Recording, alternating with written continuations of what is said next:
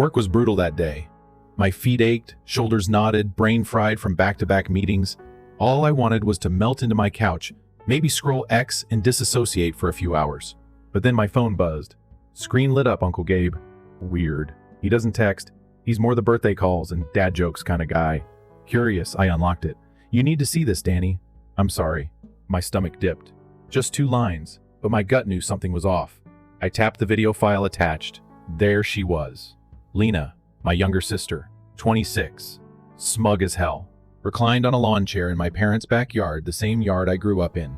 I recognized the janky swing set, the cracked concrete, the rusted BBQ pit Dad refuses to replace. She had a drink in hand, sunglasses perched on her head like a crown, and a grin. That grin wide, cocky, like she just scammed the world and wanted applause. "I swear Donnie is too naive to ever kick me out," she said, laughing. "She just lets me stay there like it's a damn hotel. No rent, no rules, free food. It's perfect." Laughter erupted around her. My cousin Mateo's annoying wheeze, our Aunt Grace's snort, even Dad's low chuckle. I froze. Hit replay. Lena tossed her head back, fake sighing like a soap opera star. She thinks I'm broke and heartbroken like poor little me post-breakup? Nah, I'm stacking. I make way more than she thinks. But why spend my cash when I've got a sucker for a sister? Another round of laughter. My ears rang. I stared at the screen, barely breathing. My thumb hovered, hit replay again. 3 years, 3 whole years she'd been living in my guest room. Said she just needed a soft landing. Her ex had cheated. Rent was overdue. Job was toxic. Tears on FaceTime, shaky voice. "Just for a few months, Donnie. Please. I'll get back on track." And I, idiot me, believed her. I'd let her stay. No rent, no bills. I covered groceries, utilities, even Uber rides some months. She said she was healing, finding herself. So I let it slide. But this? She'd been mocking me. Behind my back. In my own home.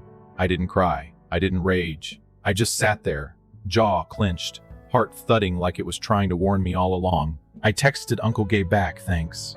Don't say anything, I'll handle it." The video played again, like it wanted to burn itself into my skull. Her words hit differently now, sharper, louder. "I make more than she knows. Why spend when I've got a sucker for a sister?" I turned off my phone, just sat in the dark, eyes wide open, chest hollow. That night, I didn't sleep. I couldn't. I kept waiting for the sound of her key in the door, her voice calling out like nothing had changed. She didn't come home, and I was glad. Morning hit like a slap. Sunlight filtered through the blinds as I stood in the kitchen, pouring coffee with hands steadier than they should have been. I was calm, not sad, not furious, just cold, focused. The front door creaked. She waltzed in, like she hadn't detonated my entire sense of reality 12 hours earlier. Hair up in a messy bun, hoodie half-zipped, yawning dramatically. "Morning," she chirped, stretching. "Ugh," I crashed at Katie's. "The guest bed here is too comfy, I might never leave." I smiled. "Too big, too still. Glad you're getting rest." She poured herself coffee, opened my oat milk, started scrolling her phone, like she paid for any of it. She didn't know, not yet, but that was going to change. "So," I said casually, "what's your plan for this month?" She looked up, confused. "What do you mean?" I shrugged, nonchalant. "You've been here a while. Just wondering if you're looking at places." "You know, next steps?" She groaned. "Danny, not this again. Moving is so expensive right now. I'm swamped. Work's been crazy." "Yeah, crazy enough to party in backyards and call me a sucker." I nodded slowly. "I get that. But I've been thinking, maybe it's time for some changes around here." She barely looked up. "What kind of changes?" I let the silence hang, sipped my coffee, watched tension prick her shoulders. "Well," I said lightly, "starting next month, I think you should start paying rent." Her phone froze in her hand. "Wait, what?" I smiled. "Just a fair amount. $1,200 a month. Way below market for this area." She blinked, then scoffed. "You're joking." "Nope." "Are you seriously trying to charge me rent?" "Donnie, we're sisters. And you've lived here for free for 3 years." "That's not fair." I raised an eyebrow. "What's not fair is you laughing about it with Dad and Mateo." She went still. Her mouth opened, closed, then narrowed. "What video did he send you?" she asked quietly. "Ah, so she knew." "Does it matter?" I asked, calm as glass. "I heard you. I saw it. Every word." She swore under her breath. "God, it was just a joke. You weren't joking. It was taken out of context." "I watched it 6 times, Lena." Silence. She stared at the countertop like it had betrayed her too. Finally, she snapped. You're just mad because I have my life together and you don't. That one almost made me laugh. Together? Living off me like a leech? I shook my head. No, Lena. I'm mad because I believed you. And you used me. She rolled her eyes, defensive now. Whatever. You can't kick me out. I've got rights. I smiled. Slow, sharp. You do. And I've got a lease template. Want me to send it to your email? She gaped. I'll give you till the first to decide. Rent or relocate. Your choice. I walked away before she could speak. The air behind me felt electric. Charged. I could feel the shift. She didn't know it yet, but I wasn't the sister she once fooled. I was the storm she never saw coming. She didn't talk to me for 3 days. Not a word. No sarcastic comments, no fake charm. Just silence. And honestly, it was the most peaceful 3 days I'd had in years.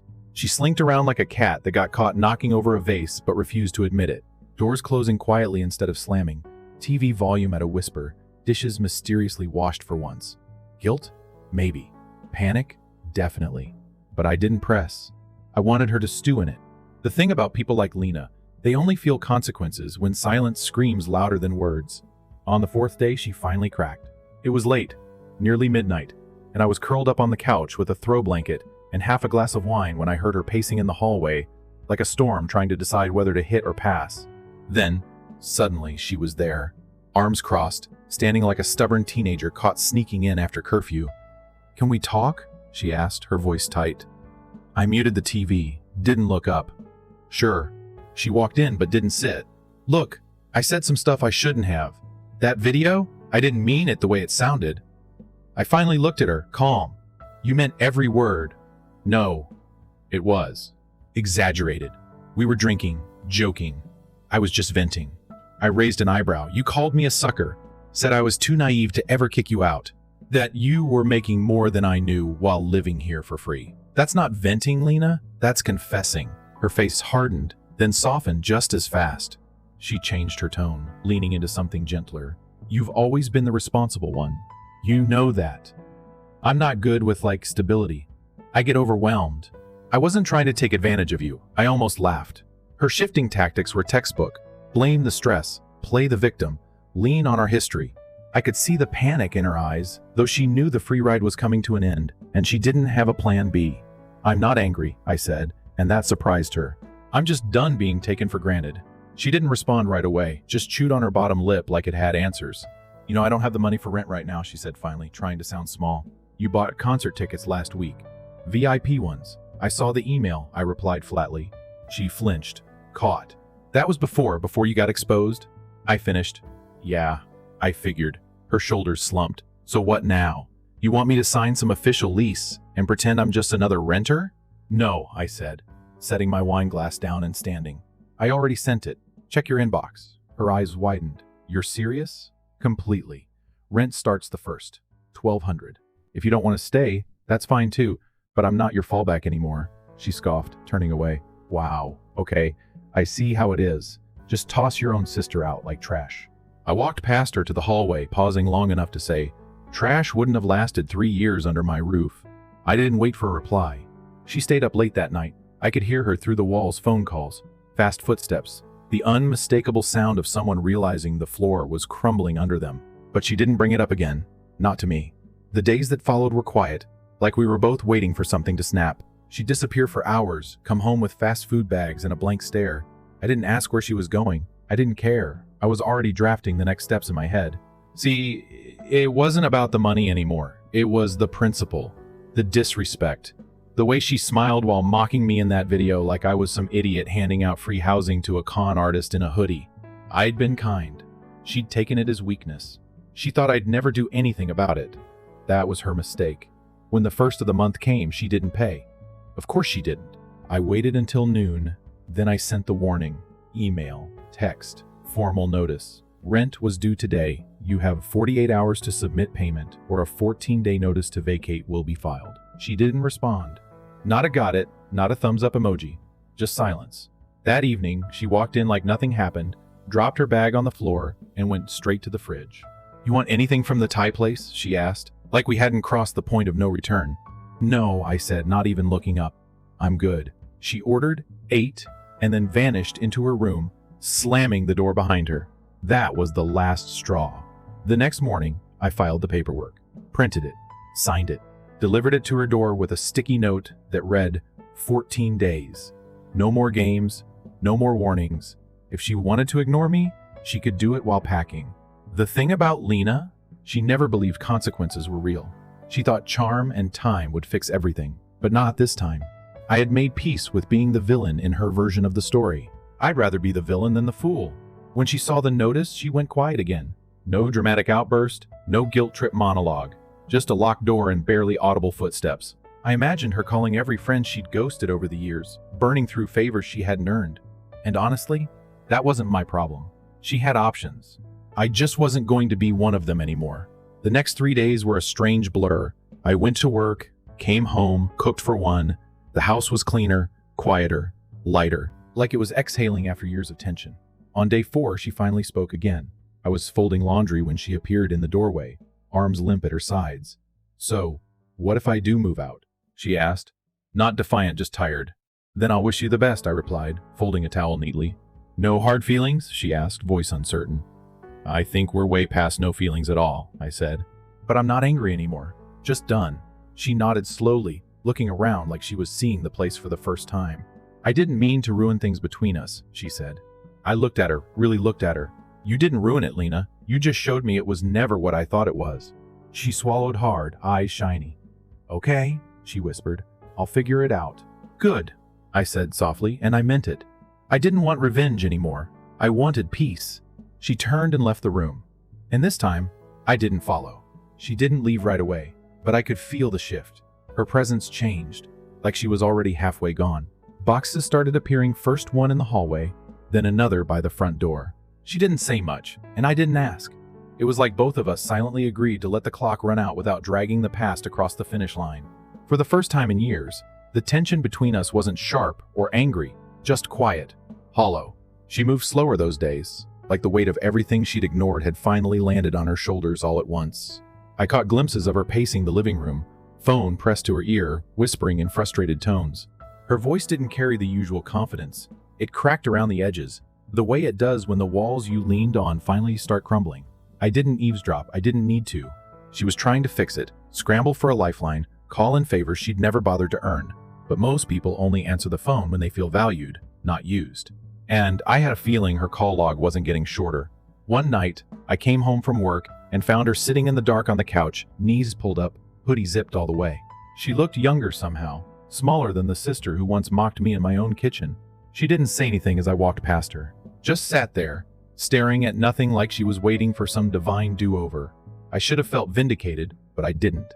I felt tired of playing the role of caretaker, of being the backdrop to her crisis. Tired of pretending things hadn't been broken for a long time. The thing is, you don't just get over betrayal. You don't erase 3 years of being manipulated with one apology and a few packed boxes. Trust doesn't grow back once it's been laughed at behind your back. Still, I let her stay those final days without pushing. No snide comments, no reminders of her deadline, just silence and space. Maybe part of me wanted to believe she'd leave with dignity. Maybe part of me still clung to the version of her I once protected. On the 12th day, she asked if we could talk. I said yes, but I didn't stop folding laundry. She stood in the doorway, hands clenched at her sides. "I've got a place lined up. It's not ideal, but it'll do for now," she said. I nodded. "That's good." She hesitated. "It's further out, not near the city. Just until I figure things out." I kept folding, a slow rhythm. "It's a start." Her voice dropped. "You really meant it, all of this?" I looked up. I had to. She blinked, then laughed once, bitter and soft. "You know, I used to think you were too nice for your own good. Turns out you were just patient." That one hit different. Not a compliment, but not an insult either. Like maybe for the first time, she saw the cost of everything I'd given. I finished the last shirt and stacked it on top of the pile. "You always had options, Lena. You just didn't want to use them unless you had to." She didn't argue, just nodded slowly. "Guess I got comfortable being carried." "Guess you forgot I had limits," I replied. She stayed quiet for a while, then finally turned and walked back to her room. The door didn't slam. It clicked shut, gentle this time. The next morning, I woke up and the house was still. I didn't hear her usual shuffle in the hallway or the clink of coffee cups. I checked the guest room. Empty. Sheets folded. Closet bare. The little potted plant she'd claimed as hers was gone. Just like that, she was out. No dramatic farewell, no tearful goodbye. Just a quiet exit and a dent in the carpet where her suitcase used to sit. On the counter, I found a note, folded in half, plain white paper. It just said, "Thanks for letting me stay. Sorry I took advantage of it. I'll figure it out, L." I stared at it for a while. No emotion rose up, no anger, no sadness, just a strange kind of stillness, like walking out into snow and hearing nothing but the sound of your own breath. It was over. 3 years of imbalance, of excuses, of guilt wrapped in a sister's smile, gone in a single folded piece of paper. I left it on the counter for a few days, not out of sentiment, but because it felt like a marker proof that it had really happened, that I wasn't crazy for finally drawing the line. Days passed, then a week. The house adjusted to her absence quicker than I expected. No more empty oat milk cartons, no more random laundry left in the washer, no more passive-aggressive playlists blasting from the shower. I could hear my thoughts again, hear myself breathe. The silence wasn't lonely, it was clean. Like wiping fog off a mirror and seeing yourself clearly for the first time in years. I started doing little things I'd forgotten I enjoyed. Cooking for one and actually sitting at the table. Playing music in the mornings without worrying about who was sleeping. Lighting candles without hearing someone whine about how strong they smelled. I reclaimed my space, my rhythm, my peace. Then, one afternoon, I got a call from our mom. I let it ring 4 times before answering. "Hey, sweetheart," she said, voice too casual. "Just checking in. Everything okay?" I knew what she was really asking. Lena had reached out. "I'm good," I said. "Quiet over here." "So, your sister mentioned she moved out?" I smiled slightly. "She did. She said you asked her to leave?" Mom said, a tinge of disappointment creeping in. "I asked her to pay rent. She chose to leave."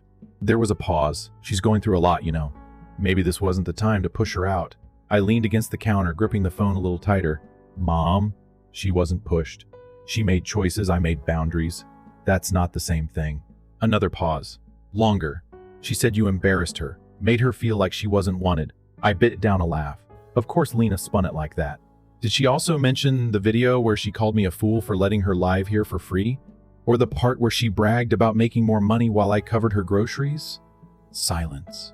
"I didn't think so," I said. "Look, I'm not mad. I'm just done being the only one giving." Mom sighed. "She's your sister, I know, but I'm not her doormat." There wasn't much else to say after that. We ended the call on stiff politeness. But I didn't feel guilty. I felt lighter. That's the thing about boundaries. People who benefited from your lack of them will always see them as betrayal.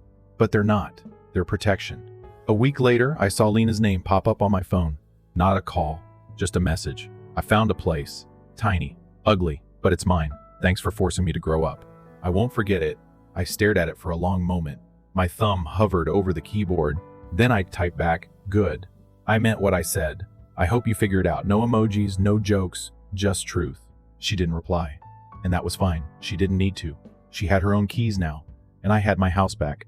Not just the walls and furniture. The peace. The space to exhale. To stretch without flinching. To trust that the quiet meant safety, not tension. The storm had passed.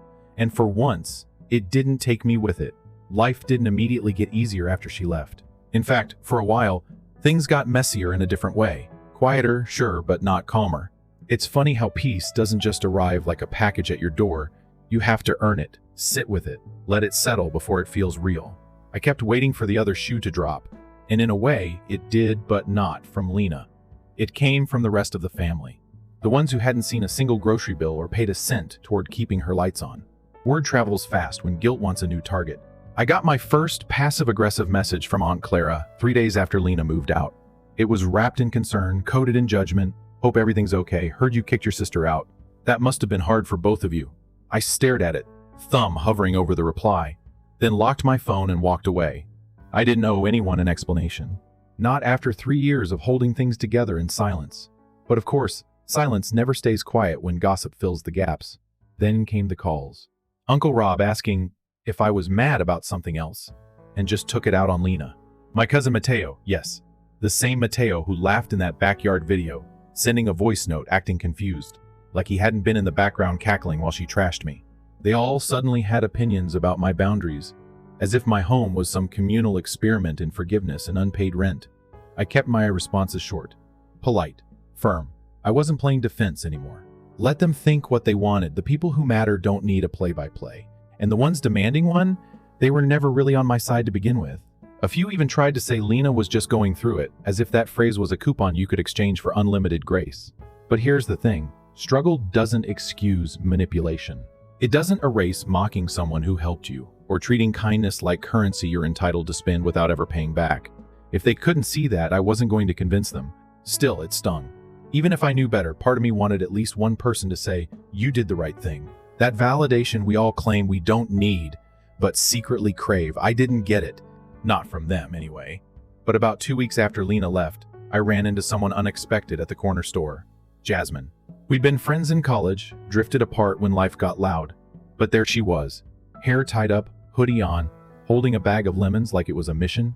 "Danny?" She blinked, then smiled. "Wow, I haven't seen you since." She trailed off, probably realizing she didn't want to bring up that last time Lena had embarrassed me at a dinner, and Jasmine had been too awkward to step in. "It's been a minute," I said, forcing a half smile. We chatted, easy at first, and then something shifted. She leaned in a bit, eyes lowering. "Hey, I saw that video, the one with Lena at your parents' place. Someone forwarded it to my sister. She showed me." I froze. My heart did that weird drop thing. "Did you?" I didn't even finish the question. She shook her head fast. "No, I didn't share it. I just got, Danny, I'm sorry. That was brutal."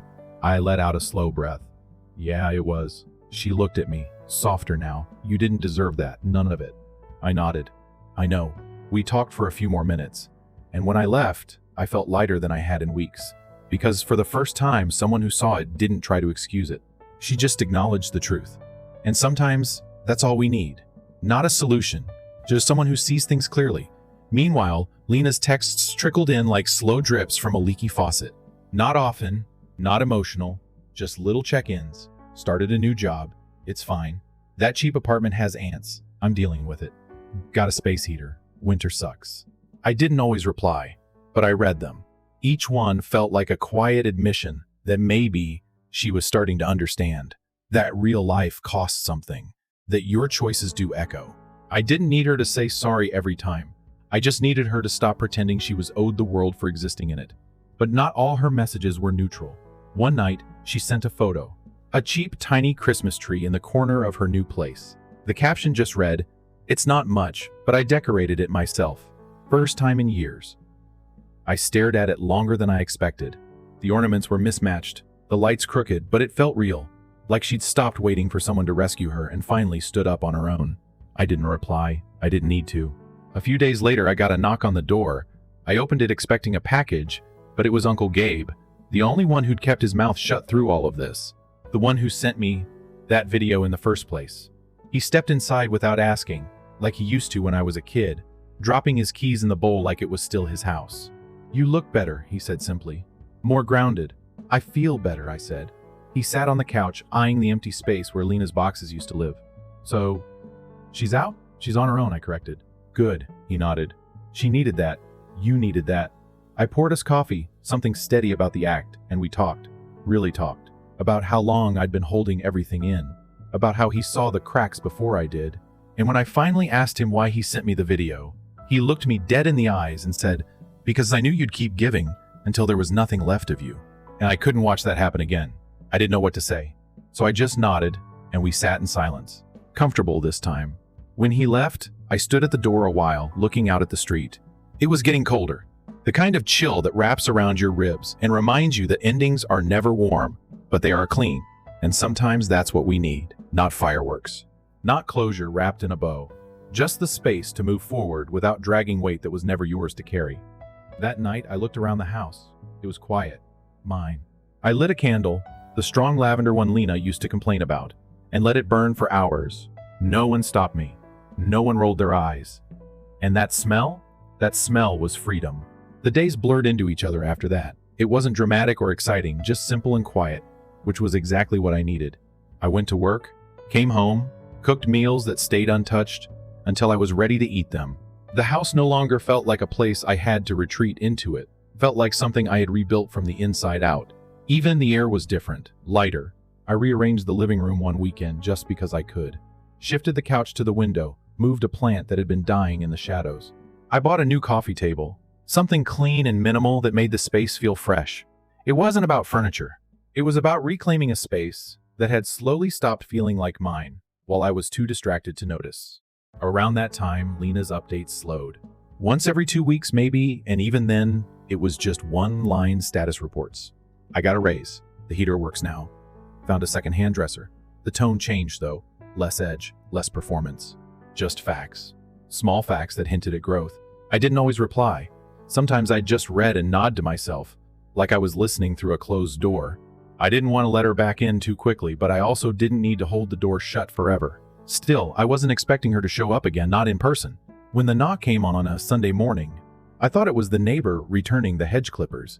I opened the door in sweats and socks, and found her standing there, hands stuffed in her jacket pockets, hair pulled back in a way that made her look unfamiliar. Grown, almost. For a second, we both just stared at each other. No smiles, no warmth, just this silent assessment of who we had become since the last time we stood face to face. "Hey," she said finally, her voice low. I didn't move. "You didn't text first." She nodded, looking down. "I know, I didn't want to give you time to say no." I stepped back, just enough to let her in, but didn't invite her past the doorway. She took the hint and stayed close to the threshold, eyes scanning the room like it had changed in ways she hadn't expected. "It looks different," she said. I crossed my arms. "It is." She chewed on her lip for a second, then pulled something out of her coat. A photo, an old one. Us as kids, probably 8 and 11, sitting on the swing in the backyard, faces smeared with popsicle juice, laughing like nothing bad could ever touch us. "I found this in a box." "I don't even remember when it was taken," she said, handing it to me. I looked at it. The colors faded, but the memory's still bright. "I do. It was the day Dad built that swing set too close to the fence and we both crashed into it." She laughed once, soft. "Right. You cried so hard and I told you to suck it up. You told me I was weak." "Yeah," she said, eyes drifting. "I guess that was a theme." I didn't answer. I just stared at the photo, at our younger faces frozen in a version of us that had disappeared somewhere between high school and heartbreak. She stepped back, not out the door, but toward it.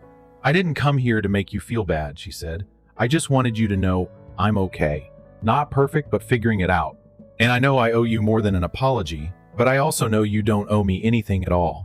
I looked at her for a long time, trying to match this version of her to the girl in the video. And the thing is, I couldn't. Not completely. She didn't look smug anymore. She looked tired in the way people do when they finally stopped running from themselves. "You could have sent all this in a text," I said. She nodded. "I know. But I didn't want my last memory of us to be that eviction notice taped to a door. That hit something in me I hadn't prepared for. I wanted to stay cold, wanted to protect the new foundation I'd built. But I also couldn't deny that seeing her now, owning her mistakes, without spinning them into jokes or pity plays, felt different. She wasn't here to manipulate. She wasn't here to charm her way back in. She was just here, trying. I exhaled slowly. "I'm not mad anymore, but I'm not ready to forget it either." "I wouldn't ask you to," she said. "I just wanted to show you that I'm not that girl in the video anymore." I nodded once, slowly. "You've got your own keys now. That's good. Keep using them." She smiled faintly. "I will." She didn't ask to come in. She didn't try to linger. She just gave me a small wave, turned, and walked back down the steps like someone who had learned to leave when the moment was complete. I watched her go, that photo still in my hand, and for the first time since all of this began, I felt something shift, not backward, not forward, just inward. Like I could finally hold the past without letting it dictate the next page. I tucked the photo into the drawer by the door, not out of sight, just out of reach. A reminder, not a shrine. That night, I lit another candle, curled up on the couch, and let the silence stretch again, this time with a softness that didn't feel like loneliness. Just space, just air, just me. I didn't tell anyone she came by. Not because it was a secret, but because some things don't need to be shared to be real. Some moments exist just to close a chapter, not with fireworks. Just with a quiet, clean breath that says you're no longer carrying what once tried to bury you. I didn't feel victorious. I felt steady, grounded, whole in a way that didn't need an audience. That was enough. I didn't expect peace to be so quiet. Not empty, not lonely, just still. No one asking for favors. No one tiptoeing around boundaries they never respected. Just quiet mornings with warm coffee, long walks without explaining where I was going. Dinners that stayed simple because they only had to feed me. It wasn't dramatic, this new version of life. It was steady, soft in a way I didn't know I needed. I hadn't realized how much space Lena had taken up until she was no longer in it. The way her presence lingered even in rooms she wasn't in. How her needs became the background noise I'd gotten used to ignoring until I couldn't. But now, weeks after her visit, I noticed the things she used to interrupt. The weekend routines I reclaimed, the sleep that came easier, the thoughts that flowed without the weight of someone else's problems pressed against them. I didn't hate her. I didn't even resent her anymore. But I'd learned something important that I wasn't willing to unlearn just to keep people comfortable. Love without boundaries isn't love, it's obligation in disguise. And I was done living under that spell. Lena kept her distance after that last visit. A few more texts, simple ones. Updates about her job, a new coworker she liked, a class she signed up for at the community college. She wasn't trying to pull me in anymore. She was just sending out signals, like radio waves, letting me know she was still there but not expecting a reply. Sometimes I answered, sometimes I didn't. There was no pressure either way. For once, it felt balanced, honest. She was learning to exist without leaning, and I was learning how to breathe without bracing. Around the third month, I got a text that made me stop what I was doing and just sit with it for a while. It read, "Found an apartment closer to the city.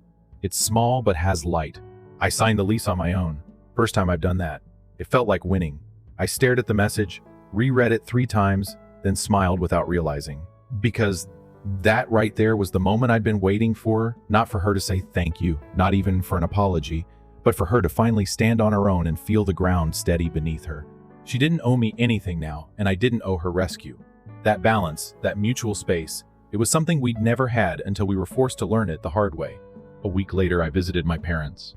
Not because I had to, not because of guilt, but because I felt like I could walk in without carrying a story on my back. My mom brought up Lena over lunch, cautiously, like she wasn't sure where the cracks were anymore. She said, "You two spoke recently," she offered, slicing into her salad too carefully. "Briefly," I said. "She's doing all right." My dad nodded, eyes flicking up. "She's always been a little lost. You've always had it more together." I didn't reply to that. I didn't need to correct it, but I wasn't going to validate it either. It wasn't about who had it together. It was about who learned to stop surviving at someone else's expense. That night, as I drove home, I thought about how strange it is to outgrow a dynamic you never asked for. I used to think being the dependable one was a compliment, like it meant I was stronger. But now I understood what it really meant. I was the one expected to bend, to absorb, to carry. And people stopped asking if I was okay because I was too good at pretending I always was. Not anymore. I wasn't interested in being the emotional pack mule for other people's messes. I could help, but not at the cost of my peace. I could care, but not without limits. And I could love deeply even, but only in ways that didn't bury me in return. I started spending time with people who didn't expect me to shrink to make them feel taller. Old friends. New ones. Coworkers who turned into companions over shared frustrations and Friday night takeout. People who showed up, not because they needed something, but because they wanted to be there. It was wild, in the quietest way, to realize how little I demanded of the world while asking so much of myself. How I'd been taught to be low maintenance, like it was a badge of honor. How rarely I'd asked for anything without apologizing first. But something had changed. Not overnight, not loudly. Slowly, like breath filling a room, like sunlight returning after weeks of rain. And I liked who I was becoming. I wasn't bitter, I wasn't cynical. I just stopped negotiating with people who mistook kindness for currency. One evening I was sitting on the back porch, watching the sky fade from gold to blue, when a message came in. From Lena. "Just one sentence, I'm proud of you too, you know." It was random, unprompted, but real. I read it once, smiled, and closed my phone. I didn't reply, not because I was angry, because I didn't need to. Some things are meant to be left hanging in the air, like a feather suspended on a breeze light. Simple enough. I leaned back, let the quiet wrap around me, and thought about how far I'd come. About the girl who once thought keeping the peace meant keeping herself small.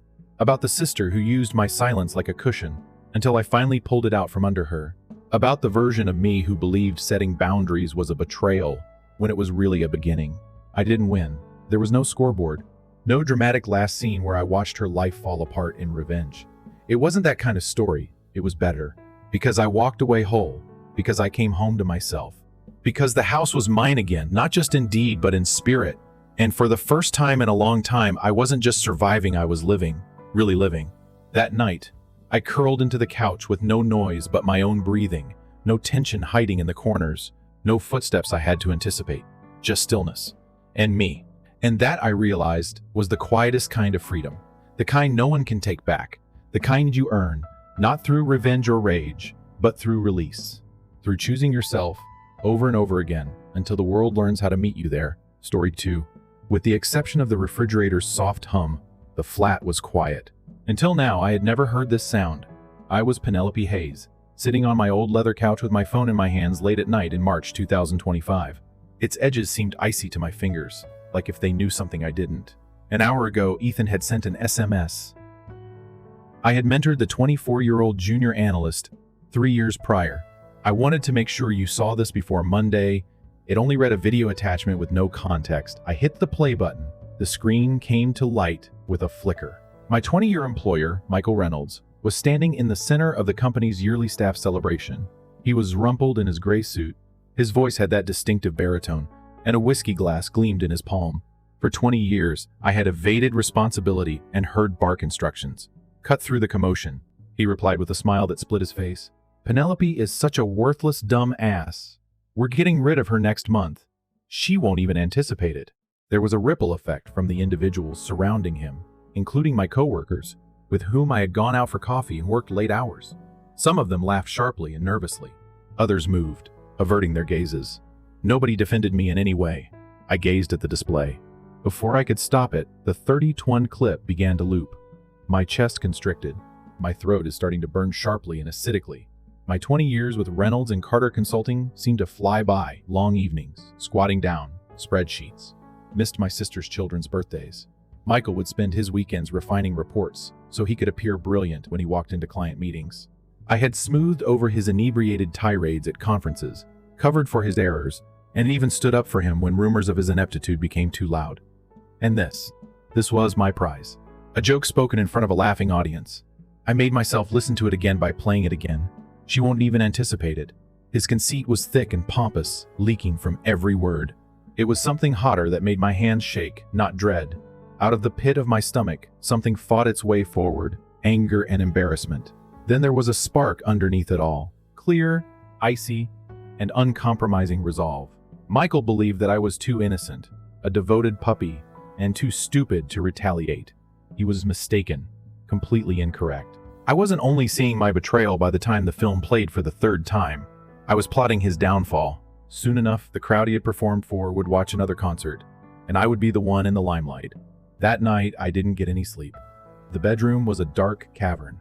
Above me, the ceiling stretches like a blank canvas for my rushing thoughts. The phone was left on the nightstand like a live wire that I was never allowed to touch again, and I lay still in my perspiration. Michael's voice reverberated throughout my head, stupid and worthless. My flesh is splintered by every syllable. 20 years. I'd done everything I could for Reynolds and Carter, every canceled plan, every late night. I'd saved his ass more times than I could remember. Every time I'd remained silent when he claimed credit for my labor. He had also made myself into a joke. Something changed inside of me as I followed the fissures in the plaster with my gaze. The pain remained, sharp and raw, but it was solidifying into something else. I recalled all the reports I had revised for him, all the clients I had won over while he struggled. He was not the genius he claimed to be. He had just given me the match to burn down his house, and I was. I had already decided by the time the first gray light peeked through the blinds. Michael was going to find out just how mistaken he was if he thought I would go quietly, and if he thought I would slink into Monday without noticing his knife. I didn't require rest. I required a strategy, and I sensed the first strands of it tying together tightly, purposefully, and with enough edge to cut as the clock ticked toward daybreak. At 7:55 a.m., I entered Reynolds and Carter. As usual, the typical Monday hummed around the office. Keyboards clacking, phones ringing. Like a bad omen, the subtle scent of burned coffee permeated the air. I had a steady pulse. I wore a mask of composure that I had developed over years of putting up with Michael's bullshit. I wore a clean white shirt and a smart black jacket. Because this was no ordinary day. The game has just begun. The door to Michael's office was ajar, a lighthouse of conceit. James, a 50-year-old CFO who had always been too ready to kiss the ring, laughed with him as he sat back in his chair. I stopped and let my shadow slide across the carpet at the doorway. "Good morning, Michael." My smile curled just enough to appear normal as I spoke in a courteous tone. I caught a glimpse of his eyes flicking to mine, something under his smile. Smugness, not remorse or reluctance. As thick as the whiskey he'd been holding on Saturday. "Enjoy your weekend." His tone was casual, as if he hadn't just made fun of me in front of a crowd 48 hours prior. I looked him in the eye and nodded. Fantastic weekend. Feeling rejuvenated for yet another successful month. He grinned more broadly, a predator confident in his victim. He leaned in a little, as though he was daring me to recoil, and added, "That's what I like to hear." I didn't. After turning, I went to my desk and took a seat. His ignorance was like a veil hanging over me. He believed he had me in a tight spot, a lamb awaiting its killing. I had previously sharpened the knife, but he was unaware of it. I felt the pulse of the office. The copier wheezes in the corner while interns shuffle papers. However, my thoughts were elsewhere. With my fingers lingering over the keys, I opened my laptop and let the facade to lock into position. I'd play the part for the time being. Penelope, loyal, oblivious, and obedient. However, I was already shifting components below it. He was unable to tell if he believed that I would heedlessly stroll into my own execution. I was completely unknown to him. His laughter drifted out like a taunt as I looked back at his office. I thought, "Enjoy it, Michael. This is the final time you will make fun of me." He hadn't even rolled the dice when the game started, and I was 3 steps ahead. It was a show for the following 4 weeks. Every motion was meticulously practiced. Counting down Michael's days, I came into Reynolds and Carter every morning with the same calm grin, my heels clicking like a metronome across the tile. Phones were trilling the printer's endless whine as the office hummed around me. However, I was a ghost in the midst of the mayhem, posing as the ideal worker. I contributed solutions with just the right amount of zeal, nodded in meetings, and took on extra work without complaining. With the fluorescent lights buzzing overhead and other people's fingers fluttering over my keyboard, late nights turned into my haven. However, I was no longer polishing reports for Michael. I had a hidden folder full of emails that I was gathering. Each thoughtless instruction he had sent, each sarcastic remark hidden in a thread. Then came contracts. Each one, which I either drafted or saved, was evidence of the work he had claimed to have done. Reports on finances. James had approved 2 careless figures on gaps I had discreetly filled for years. Most people wouldn't give these scraps much thought, but I did.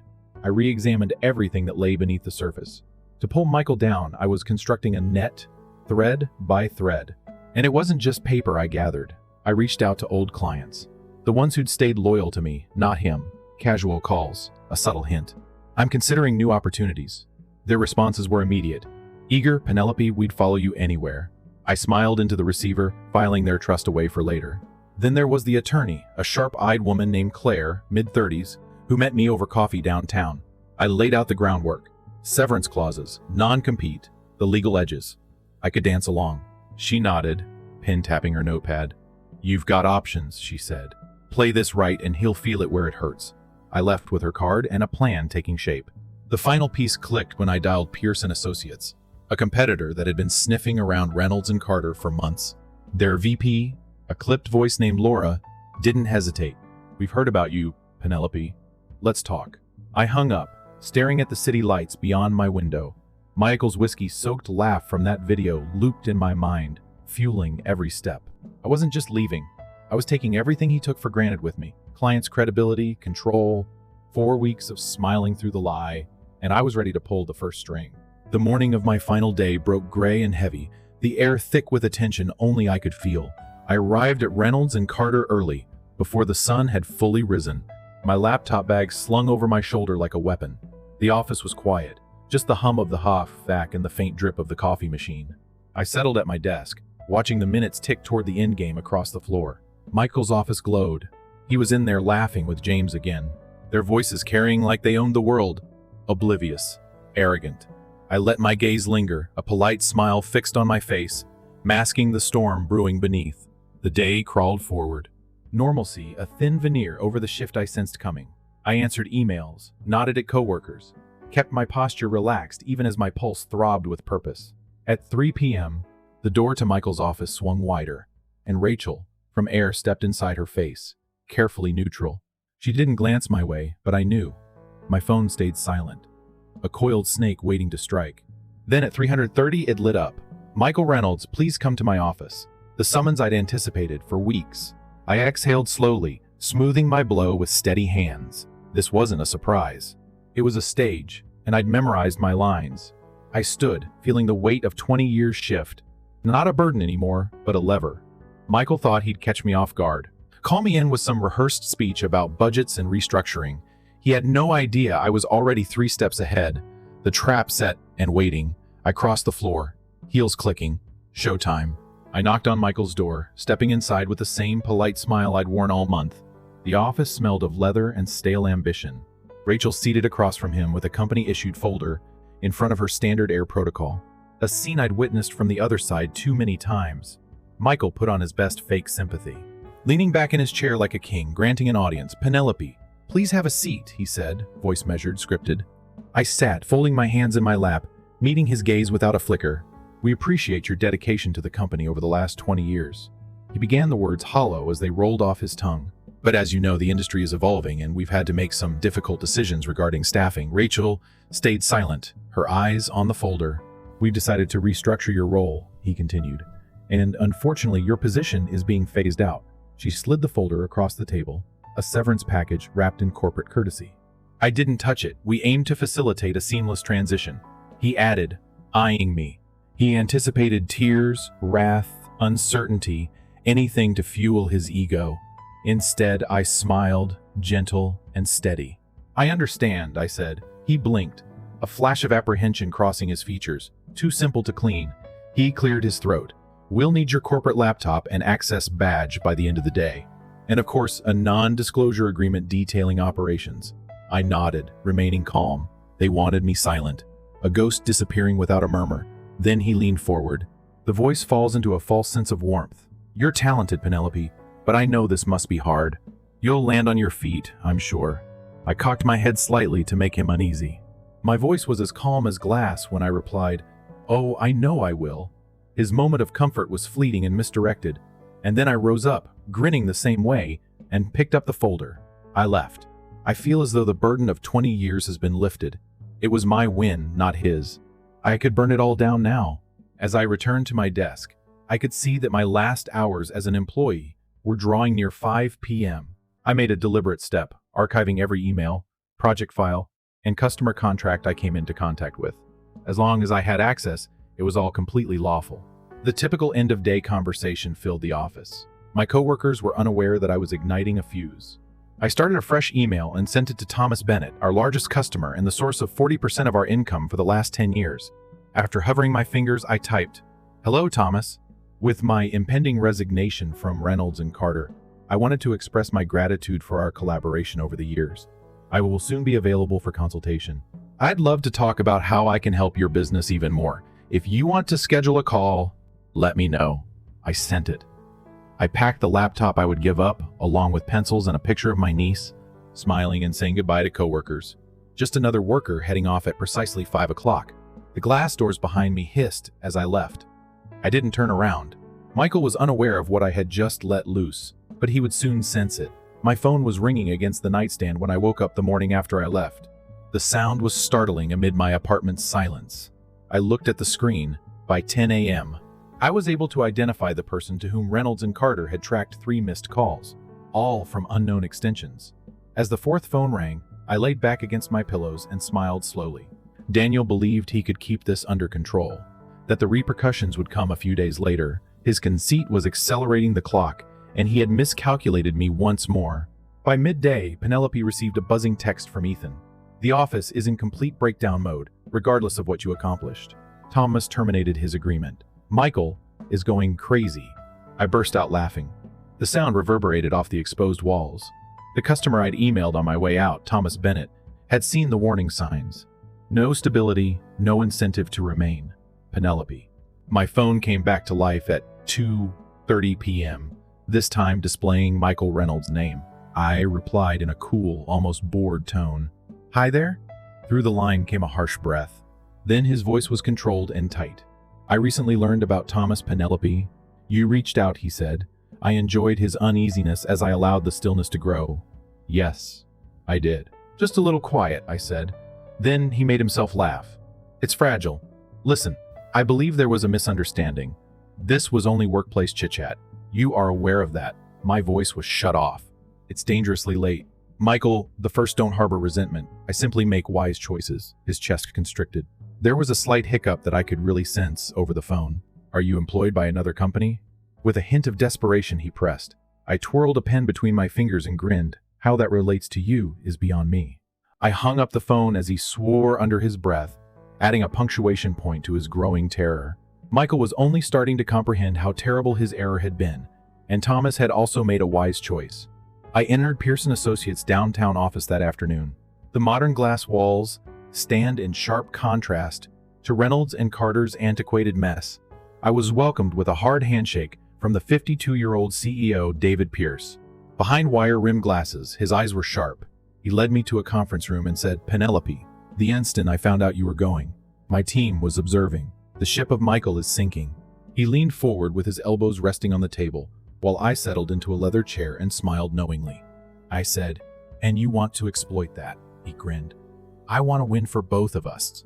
I took a file out of my bag. I had made projections from memory, renewals of clients. I kept tabs on Michael's contracts and vulnerabilities, which I had used for years to keep them afloat. I moved it over the table. "Start here if you want to defeat them." As he turned the pages, David's face darkened with delight as he looked over the names, the numbers, and the power I'd given him. "It's gold." He looked up after muttering, "You're not giving this away for free, I presume?" I leaned back and grinned. "No, I'm not." His smile got bigger. "A predator identifying a victim. Let's discuss terminology." When I departed, the agreement was finalized. I wasn't only going with Pierce. Michael's clients were coming with me. A migration would be like a kick to the belly. My first shot was the file, but the main blow would come when those contracts began to slip from his hands. I would be observing from the opposite side of the battlefield as Michael came to understand what true panic felt like. "I have coffee." I sat in a corner office at Pierce with a view of the skyline on Monday morning. At 8:15, Ethan's subsequent text message buzzed through. Michael just barged into the main office. "Penelope, holy crap. It appears that he has not slept. He's going to blow up, I promise." I grinned as I imagined him yelling at subordinates as his voice cracked and his tie was tattered. 3 significant clients that I had supported over 10 years of Michael's missteps had received termination notices from the first wave before the doors had even opened. Michael couldn't have predicted how quickly Pierce had moved, and I was the mastermind behind it all. The fissures turned into fractures by 9:00. As legal frantically looked for ways to catch the escaping clients, James had isolated himself in his office, calculating the damage. But Michael was on the phones. He pleaded with executives to remain, his voice hoarse. "Please." That was heard by others who had previously listened to my silent assurances. He gave me another call at 12:30. His voice was tense and strained. He snapped at Penelope. "We've got a big problem, and I'm not sure what you've been telling folks." He couldn't see it, but I raised an eyebrow. "Oh, what sort of issue?" He gave a quick breath. "You are fully aware of what sort it is. 3 other accounts have taken out millions of dollars in earnings overnight since Thomas left. Did you?" Unwilling to utter it, he paused. I waited for a moment before speaking carefully and calmly. "Reynolds and Carter is no longer where I work. Michael, I don't care what happens to your business." After a brief pause, his tone became abrasive. "I take it that you work for Pierce?" I grinned. "How that relates to you is beyond me." I could just feel him clutching his desk, power seeping through his fingertips as he swore harder this time. "Penelope, this industry is tiny. Do you wish to avoid causing rifts?" I gave a little chuckle. "Cold and purposeful. When you labeled me a useless, stupid ass in front of the whole organization, you ruined that relationship." I hung up the phone in horror as he became silent. More charming than an apology. Ethan texted again at 3 p.m. "The board has convened an emergency meeting. Investors are going crazy. Discuss replacing Michael." With a wave of contentment, I reclined. After years of hiding behind my job, the horrible reality was suddenly exposed, and he was dying more quickly than he could cry out. I entered Reynolds and Carter on Tuesday morning. As a warning, not as an employee. Tension was buried deep in the office. Whispers behind screens took the place of the normal conversation, and I saw brief looks. I walked across the floor. The sound of heels continued till I arrived at Michael's office. His raspy voice rasped through the door as I knocked. I entered. "I'm putting that behind me." He took a seat at his desk. His eyes were bruised, with dark circles and a loose tie. His conceit was exposed. Mirroring our fire scene from a week ago, I sat down opposite him and cocked my head. "Michael, how's it going?" My voice was light as I asked. His jaw tightened, a muscle jerking. "Penelope, stop the nonsense. What are you looking for?" I let the question linger on my lips as I grinned. "I simply wanted to check in with you." The sound of his sour chuckle scraped the air. "Oh, you are aware of my condition." "Yes, I did." He inhaled deeply, bending forward. "Look, what would it take to make this right if it could be fixed?" His voice was heavy with desperation. I had been waiting for this capitulation. Leaning close, I spoke in a stern yet gentle tone. Michael, this cannot be fixed. His eyes fluttered with defeat, but his face stiffened. I straightened my blazer as I stood. Take pleasure in being unemployed. I turned to go, but before I did, I said, I looked back, making the last incision he had never anticipated. Then I was gone, abandoning him in the disaster he had created. By Friday, Michael's demise was plastered on every screen as the news struck like a thunderclap. At Reynolds and Carter, I scrolled past a significant client departure. One said CEO under fire. In a calculated maneuver, Pearson companions acquire important clientele, and they crowd another. I sipped coffee in my new Pierce office. The joy that was rolling up inside of me was perfectly matched by the bitter brew. The world watched as Michael's swagger and the empire he had built on my sweat crumbled into dust. Ethan's SMS buzzes through at 10 in the morning. Penelope, this will be unbelievable to you. An urgent meeting of investors. Michael is allegedly being forced to leave. I smiled to myself as I leaned back. Exactly on time. The internal email from Reynolds and Carter verified it. At 3 p.m., Michael Reynolds has resigned as CEO with immediate effect. Soon, a temporary leadership group will be revealed. I read it twice, allowing the words to fully register. Dismissed. Humiliated in public. Lost. Then my email pinging again at 5:30. Subject. Let's hear directly from Michael. The first took it open. His desperation was evident. Penelope, the situation has gotten out of hand. I am aware that you are responsible. Let's get together. Let's go on. Predictable. Horrible. The first steadily typed my back finger. There's nothing to talk about, Michael. There is no way to remedy this. Have a great weekend. With a click, I closed the final chapter of his career and clicked submit. I was just getting started, and he was done. I arrived at Pearson Associates offices on Monday morning as their newest senior partner. I acquired the title by demonstrating my superiority, not by groveling. In the executive lounge, David welcomed me. He shook hands firmly. He responded, "Welcome aboard, Penelope. I've heard that you've already had a significant influence." I grinned. I can feel the weight of possibilities bearing down on me. I enjoy efficiency. He laughed. Just what we require. This was more than a job. It was a new beginning, constructed according to my terms. My helper tentatively knocked that afternoon. Penelope, you have a guest. Reynolds, Michael. I nodded after raising an eyebrow. Bring him in. He walked slowly inside the door. He was a shadow of the guy he once was. Just worn-out eyes and a drawn face, no suit, no grin. You truly succeeded, he said in a hollow voice. I cocked my head. Michael, you ruined yourself. He gave a quick breath. I need a job. I got up and smiled icily into his eyes. You don't require employment. You must learn a lesson. Without saying another word, I dismissed him and turned back to my desk. I sat near the window that evening, holding a glass of wine. The sparkling metropolitan cityscape below. I triumph. A quiet toast to the future I'd claimed, I said. Story 3. I took a seat at the table's corner. The chandelier glistened like blood under crystal as I held the scarlet wine. The walls reverberated with laughter, slicing through the air, jagged and sharp. Jim's voice was sharp as he raised his glass. Sweetie, another month without a job? Try working at a coffee shop. His friends. Ethan. Ryan. Noah sprang out. Their drinks clinked, their smiles broad, their outfits immaculate. To my failure, a toast. I let my hair cover my face as I lowered my head, pretending to feel the sting they anticipated. Their laughter shone more brilliantly than the overhead illumination. They were unaware. How were they able to? Ethan grinning over his whiskey, my husband Jim, vice president of Horizon Tech, relaxing in his haughtiness. He laughed into his sleeve. Ryan. Noah is reclining like a monarch. They believed they were in charge of the room, the business, the globe. Senior executives enjoy their authority and are untouchable. The slightest twitch of a smile was hidden by the harsh flavor of my wine when I sipped it. They didn't recognize me. Mia Thompson is my name. My age is 38. From a single concept in a small flat, I transformed Horizon Tech into a market-dominating tech behemoth. I am the founder, the CEO, the one who signs their checks, authorizes their bonuses, gives them the go-ahead, and strokes their inflated egos. And my hubby is Jim. I've been playing this game for 7 years, assuming the role of the suffering wife, the nobody. He uses his income as support. He treated me like a lion tonight. As usual. Who knows? You may be fortunate. The table screamed one again as he crowded. I ran my finger over the rim of my glass, calm and steady.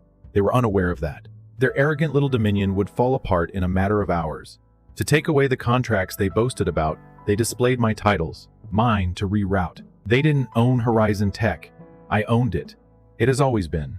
For years, I had observed them strutting, the woman in the corners blind, while they were laughing, the person who had been manipulating chords. Jim's smile wavered for a moment when I looked at him. A glimmer of something, perhaps. He couldn't place the uneasiness. I returned the smile, kind and obedient, the manner he preferred. "Gentlemen, have a good evening," I spoke softly, hardly audible above their din. The edge was not heard by them. The cliff was invisible to them. They continued to dance. Everything is different tomorrow. I emerge from the shadows tomorrow. I let them chuckle for the time being. Give them a drink. Let them believe they have triumphed. It was a bitter wine, but it would taste sweeter to win. I've known Jim Harper for 7 years. I was 31. Recently founded Secret, an unheard of startup, and Horizon Tech. Not him at all. Charming and a rising star at a competing corporation, he was 35 years old. I could have been honest with him. Instead, I'm Mia Thompson, an entrepreneur whose firm is already drawing attention. I said a falsehood. I claimed to be a self-employed marketing analyst who was only getting started and making ends meet by taking on odd gigs. He purchased it wholeheartedly, asked me to go out that evening. We were married. 6 months later, it was a test. I had created Horizon out of nothing. Incessant pitches and late nights, a risk that paid off. However, I was curious about Jim's true identity, what he would do if he believed I was powerless, not a status.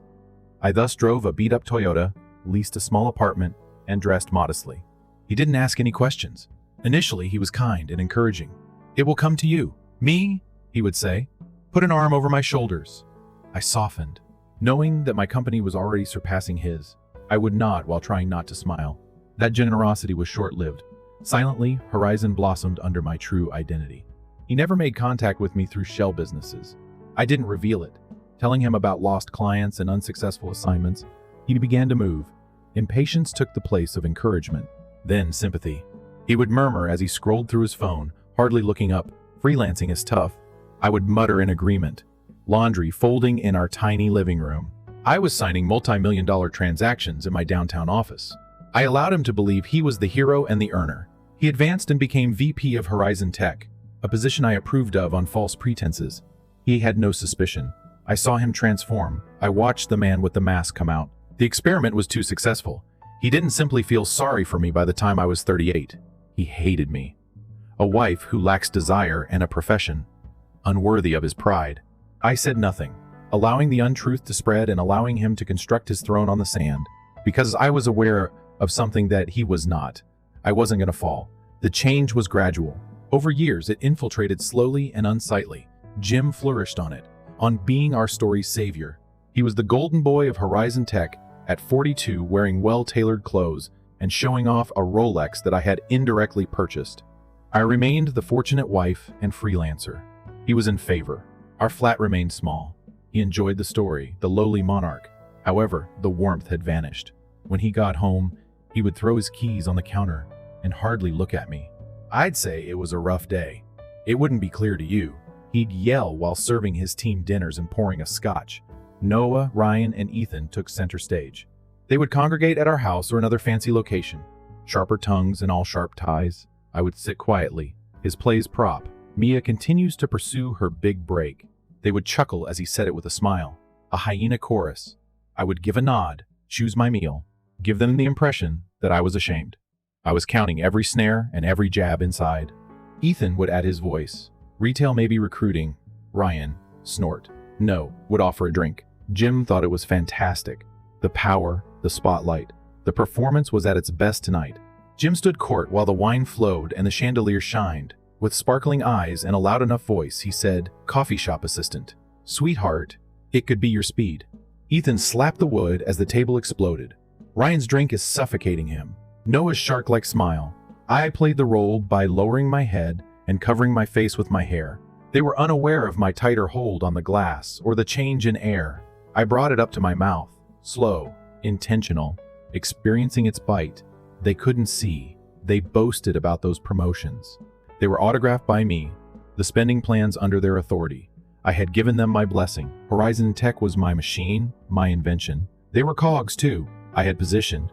I had been holding him up, but Jim believed he was holding me up. His life and work for years. With a gentle clink against the table, I put the glass down. "Jim, have fun," I whispered. Their catch is too low. He didn't have to listen to it just yet.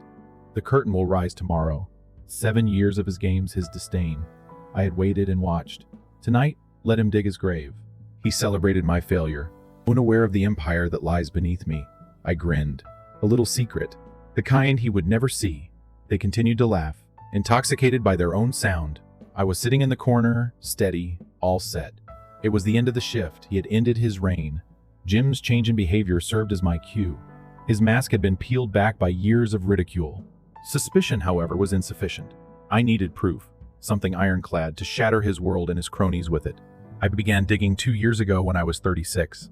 It began with whispers I overheard, boasts during those dinners and casual remarks regarding benefits and side deals.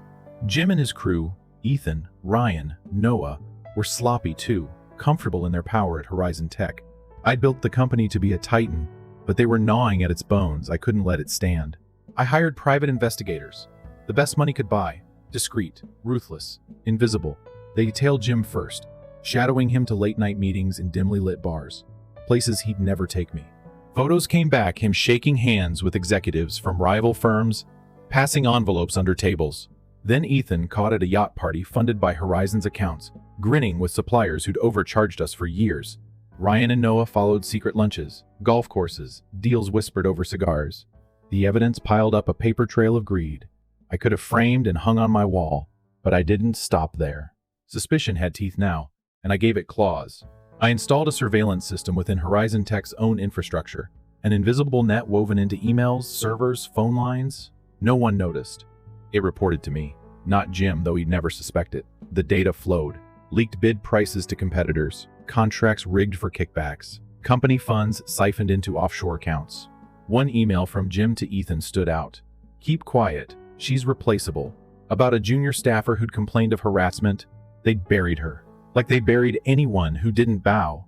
What I uncovered wasn't just corruption. It was rot. They weren't content skimming profits. They were selling Horizons, secrets piece by piece to line their pockets. Text messages bragged about it. Noah to Ryan, "Another $1 million in the bag. They'll never trace it." Video clips showed Ethan mocking subordinates in meetings, his voice dripping with disdain. I found audio to Jim on a call, laughing about keeping the wife in the dark while he planned a bonus for himself with stolen funds. Every file, every recording, was a brick in the wall I'd build to crush them. I sat in my hidden office downtown, the city's hum faint through the glass, sifting through it all. 2 years of this watching, waiting, cementing had turned suspicion into a weapon. I had enough to send them to jail. But that wasn't the plan. Not yet. Horizon Tech was mine, and I'd reclaim it first. Strip them bare before the world. The investigators asked if I wanted more, but I shook my head. This was plenty. I needed one last piece, though. Proof of their culture, their cruelty. Straight from the source. So I decided to step into their lair myself. Not as Mia Thompson, but as someone they'd never suspect. The trap was set, and they'd walk right in. The evidence was a vault, locked and loaded. But I craved the raw truth of their world. How they treated the helpless. The ones they regarded beneath them. At 38, I crafted Sophie Miller, a struggling nobody with a fake resume, a modest suit, slightly scuffed shoes. I applied to Horizon Tech, my own company, for a low-level marketing job. The application went through HR people I'd hired, but who'd never seen my face. Days later, an email pinged. Interview scheduled 7th floor Tuesday. I grinned. They had no idea. I walked into the conference room, hair pushed back, shoulders slumped, just enough. 3 faces I knew. Stared back. Ethan, Ryan, Noah. Jim's inner circle stretched in their chairs like judges at a carnival. Ethan looked over my CV, sneering. "Unemployed for a while, Sophie?" His tone was a barb. Testing me. I gave a nod. Voice mild, hesitant. "Indeed. It's been tricky finding the ideal match." A sneer tugged at Ryan's lips as he leaned forward to assess me. "The market is cruel. This is inferior than hundreds." As I talked, Noah scrolled through his phone, not bothering to hide his disinterest. They only looked for weaknesses rather than questions regarding experience or abilities. Something to make fun of. I gave it to them while fumbling with the answers and letting my hands wander. Ethan made a sharp cut. "What's the point of us bothering you?" I muttered things they didn't want to hear, like diligence and hard effort. One by one, their phones buzzed halfway through. Noah looked at the TV and laughed. He smirked at Ethan and murmured, "You have to be kidding. I didn't have to search." Jim, who was most likely watching from his office and laughing at Sophie, the loser, had texted them. His spouse may have been. Their smiles widened, feeding on it. They tore me apart for 10 of the 15 minutes that the interview lasted. My resume was tossed aside like garbage by Ryan. He added, his voice brimming with phony sympathy, "We'll be in touch." Ethan dismissed me and stood all ready. Noah didn't even raise his head. I lowered my head, thanked them, and shuffled out the ideal image of failure. As the door closed behind me, I straightened up, and a small smile appeared on my face. They didn't need to call me back. I had witnessed everything. Their disdain, their careless brutality, and the poisonous mess they had created out of my presence. I shed Sophie like a skin back in my car. Her heels, hidden behind the seat, were kicked off by the worn shoes. They believed that I had been humiliated, but I had personally gone away with gold. Evidence of their decay. Their culture was founded on contempt. The files, the harassment, and the power outages all lined up. It was personal now. I had been energized by their disdain. They couldn't hear the trap snapping because they were too blind. The evidence was securely stored. The last nail is the clandestine operation. I had all I needed to put a stop to them. I didn't sneak in as Sophie Miller through a back door the next morning. I strolled across the main lobby of Horizon Tech. Unaware of the storm, staff nodded courteously as heels clicked on marble. I had been in the background for years at 38. However, I would enter the light today. The boardroom was prepared. The shareholders were called. Behind my chair, executives gathered in front of a huge screen. I waited patiently at the head with a heavy folder in front of me. The door opened, and Jim walked in with a cocky swagger. Like devoted dogs, his crew Ethan, Ryan, and Noah followed behind. They assumed this was standard procedure, another gathering to celebrate their brilliance. With the smile I had grown to despise, Jim took his place as vice president. Then he noticed me. His gaze wavered. Perplexity. A split in the mask. Ethan's eyebrows went up. Ryan moved. Noah grinned. I have no idea. Nobody said anything. They were still unable to comprehend why Jim's jobless wife was in charge. I let the stillness to linger, smothering, heavy. With a chilly voice that sliced through the room like glass, I said, "Sit down, Jim. This is something you and your friends will want to hear." His jaw clenched, but he obeyed, and his men did the same. Awkward scraping of chairs. I leaned forward and met his gaze. There was no sign of the shy Mia he had known. I want to reintroduce myself before we start. A pause. Intentional. Allowing it to soak in. I am Horizon Tech's founder and CEO, Mia Thompson. The air disappeared. Jim's expression was exhausted. Ethan's smile stopped. Ryan twitched his hands. Noah lost his hold on his phone. Panic followed by shock rippled. The screen came to life when I pressed a button. Their sins were exposed in a torrent of emails, texts, recordings, and transactions. I've gathered evidence of your misconduct for 2 years, I said in a resolute tone. Every word is a hammer. Every illicit transaction. You stole every dollar, each and every secret you gave to competitors. Images flickered. Jim's emails of kickback, Ethan's receipts for his yacht, Ryan's texts about bid rigging, the footage of Noah's harassment. Members of the shareholders gasped. I have everything. Your falsehoods, your misuse of authority, even the manner in which you silenced everyone who attempted to speak. Jim's jaw dropped. There was no sound. He was drowning. You believed that you could not be touched. I kept standing, and suddenly the room was filled with my presence. But only because I gave you the impression that I picked up the termination papers, signed them, and pushed them across the table, one for each of the crisp pages. With instant effect. You have been let go from Horizon Tech. Jim's voice was crimson as he sprang up. Aurora, this is not possible. I am the vice president. This is a site I constructed. I interrupted him. Final, sharp. You didn't construct anything. I recruited you, and I started this business. I gave you access to my life. I'm kicking you out now. He stumbled back, wild eyes, looking over at Ethan. Ryan, Noah as a fallback. They left him behind, shrinking heads down. The folder remained shut. I didn't have to crack it open. The screen was sufficiently expressive. I nodded to the doors and added, "Security is waiting." They opened with a creak, figures in uniform intervening. Jim shuddered and looked at me as if I were a complete stranger. After years of making fun of me, he finally frightened me. I didn't recoil. Jim, get out of here quietly before I make this worse. As their rule came to an end and mine began, the room held its breath. Security led Jim and his team out like shattered toys. As the boardroom doors closed behind them, I didn't see them go. I didn't have to. I could see the lobby via glass panels from the top stories. Workers huddled together, chatting and observing as the once powerful executives were led away. Jim's head drooped. Ryan and Noah were trailing like ghosts, and Ethan had lost his confidence. News quickly spread. Horizon Tech across a wildfire. Financial outlets exploded by midday, headlines calling for the VP and executives of Horizon Tech to be fired for corruption. Sting. Social media exploded, revealing tales of abuse and conceit that I had never even touched. They fell quickly, brutally, and rightfully. Jim's access to Horizon systems was terminated in a matter of hours.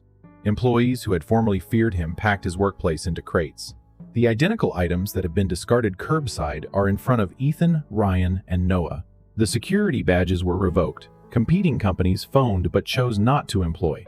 The odor of their shame was something no one desired. Word came back a week later.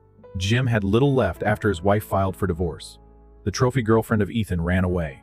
Ryan put his house up for sale. Noah's attorney hurried to avoid legal action. One by one, their opulent lifestyles came undone like flimsy thread. Horizon Tech didn't make any mistakes. It flew. The purging served as a warning and a purification. By lunchtime, stock prices had slightly increased. Investors came in, bubbling with confidence in my unexpected leadership contracts that I had been holding back. Under Jim's rule, partners who had avoided us now begged to sign. After they departed, stockholders shook my hand, and the boardroom hush gave way to cheers. Grateful, yet stunned. The body recovered quickly after I removed the malignancy. After years of stress, several employees smiled in relief as they lingered in the hallways, their eyes wide. That evening, I stood in my office with the Chicago skyline glimmering outside the window, relieving the burden of 7 years. Jim had become nothing, a name removed from the history of Horizon. 2 footnotes in a warning story about his crew. I hadn't simply prevailed. What was mine again, with accuracy but not brutality. Untouchable since the meeting, the evidence folder remained on my desk. Later, I would forward it to the SEC. Let the law take care of them. Seeing their dominion burn to ash was sufficient for the time being. But mine grew more powerful. But this was not the end. It was only the start. They had poisoned the Horizon Tech. But I have to reconstruct it today. I had removed the decay, and I would plant something better tomorrow. Jim believed he had broken me, but all he had done was sharpen the blade I would use to slay him. There was no more fallout. I had the power to influence the future. Horizon Tech was left raw but alive as the fallout settled like dust after a storm. I didn't waste time lamenting Jim's departure or the failure of his crew. Work needed to be done. I called an all-company meeting the following day and stood in front of thousands of workers who had only ever known me as Jim's shadow on a stage in the atrium. I shed that skin when I was 38. With a steady voice that reverberated off glass walls, I introduced myself as Mia Thompson. We're starting over, founder and CEO, and nobody gets left behind. Applause followed ripples of murmurs, first tentative, then ferocious. They had been oppressed by Jim's rule.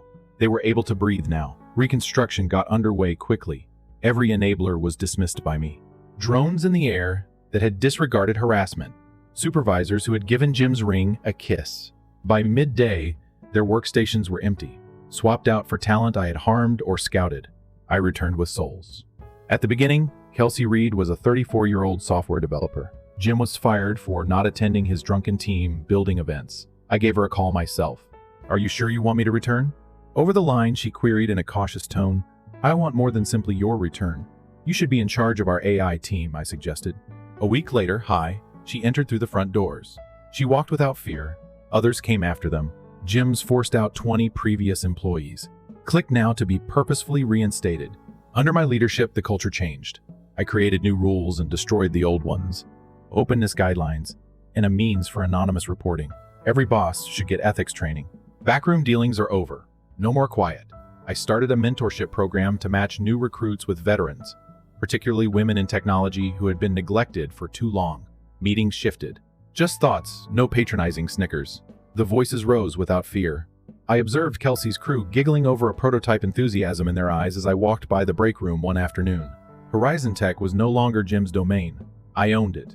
Not for destruction, but for creativity. The results were rapid. After 2 months, stock prices increased by 35%, and we signed 3 significant contracts, including one with a telecom company that had rejected us due to Jim's smell. Previously hesitant investors are now urging me to support me. I was dubbed the lady who revived Horizon in a Business Insider article. However, it wasn't the headlines and stats that had the biggest impact. It was the peaceful times, the hallways when tension was replaced by smiles, knowing that I had sown something genuine and cut the rot. Standing at my office window 6 months later, I could feel the expanse of Chicago under the night sky, calm. Below stories, horizon sparkled, pulsing with drive, a business that has been revitalized. We climbed, and Jim vanished. Word floated back. He was 42, currently working as a sales clerk at a suburban electronics store. He was fired with a 3-year ban from tech. Just a polyester vest and a barcode scanner, no suits or Rolex watches. During the divorce, his wife seized everything, abandoned him in a little apartment. According to friends, he had gone pallid, hollowed out, and had empty eyes. A man who had lost everything. Ethan, Ryan. Noah did not fare much better. Put on a blacklist, broke their names. The industry is poisonous. They were specters. Irrelevant. Horizon prospered without them, but I didn't keep tabs on them. Not necessary. The spark had been revenge. The flames was no longer brighter though, driven by fairness, by the business I had taken back. I occasionally glanced back at the folks I had hauled from my workplace. Jim's initial grin upon meeting me. I took his barbs at those dinners. I broke him in the boardroom. It seemed far away. I had outgrown the narrative. I had been under his shadow for too long, allowing him to believe that I was his. However, it is no longer the case. The past had been sealed off.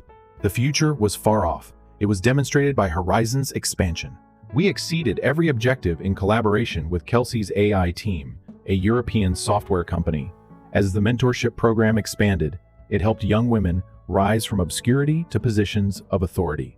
Once more, I stood in a boardroom to design new markets and new goals rather than to cleanse. Workers conversed in the corridors, fearless, alive. Then something clicked. Tearing down is not true retaliation. It's getting worse. One transformed Horizon into a representation of justice rather than Jim's avarice. Inventiveness. Those who refused to be quiet.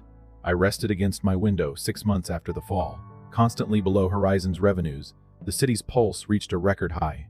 The true victory, however, went deeper. The break rooms laughing. The aura of trust. Jim believed he would define me. However, he had simply made me more angular. I didn't have to see him fall apart to be aware that I had won. Every time I walked down these hallways, I sensed it.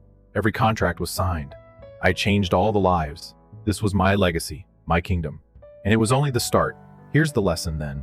Power belongs to people who earn it with honesty and determination, not to those who manipulate others. A bank account does not equate to success. It's the good you create, the mark you leave. For a time, Jim flourished. The truth, however, always comes through. I stepped in with power, not resentment. What are your thoughts? Was I correct? Raising something better by stripping them naked? Or was there another way? I have told my story. You judge it. You